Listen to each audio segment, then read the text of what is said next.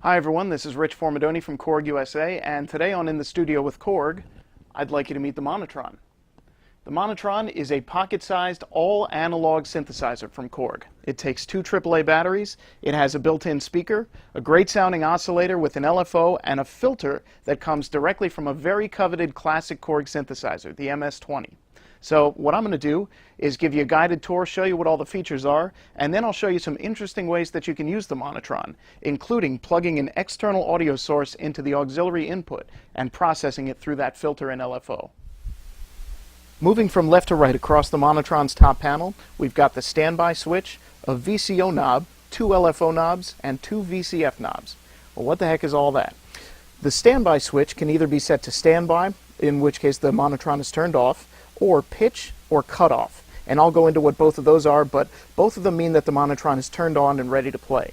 Now this first knob is VCO pitch, voltage controlled oscillator. It's the basic building block of sound, the foundation for the Monotron. It's a sawtooth waveform that you can play by moving your finger along the ribbon. And there are piano keys painted on the ribbon, and they do match up to where the tones actually would be on a real keyboard.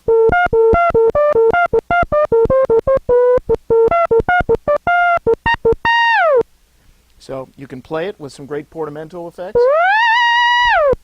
And the next section is LFO, low frequency oscillator. And this is going to allow us to modulate the sound. And this is where this switch comes into play again.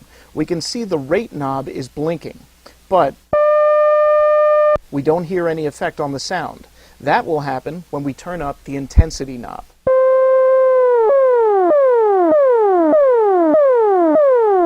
So now we can hear that it's affecting the pitch. That's because this switch right here is set to pitch modulation. If we change it to cutoff, the pitch stays constant, but it applies the LFO to the filter.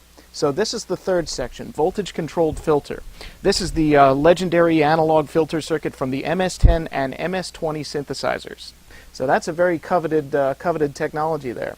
What I'm going to do is lower the LFO intensity so we don't hear it move automatically, and just raise and lower the filter cutoff so you can hear how it sounds.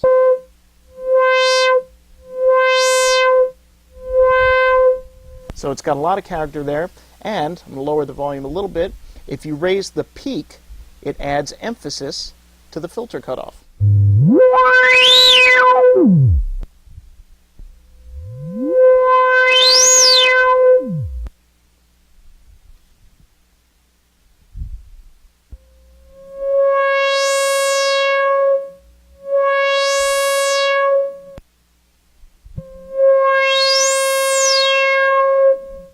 Now you can raise the peak to the point where the filter will do what's called self-oscillation.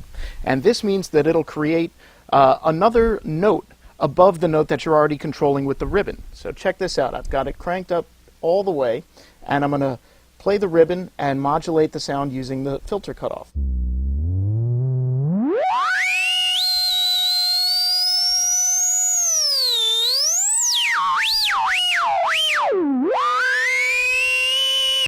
So you can hear I've got two different notes going there at the same time.